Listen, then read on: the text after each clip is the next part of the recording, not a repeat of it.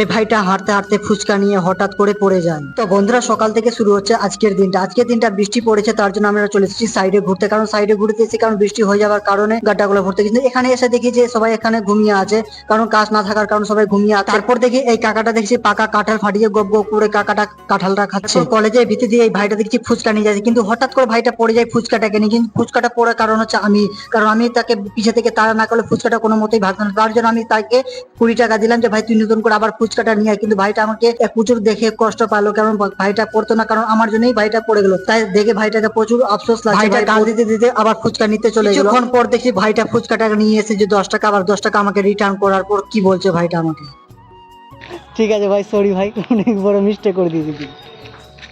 ঠিক আছে তো? চোট লেগেছিল? চল যা তাহলে, ভালো করে যাবি। হ্যাঁ, আবার তারপর ভাইটার পিছে পিছে যাচ্ছি, যে ভাইটা দেখে প্রচুর মায়া লাগলো, ভাইটা আবার না পড়ে যায়, তার জন্য পিছে পিছে যাচ্ছি আমি। দেখিস ভালো করে যাবি। হ্যাঁ, পিছলা আছে অনেক কিন্তু। আরে আরে আরে ভাই ভাই ভাই ভাই ভাই কি করে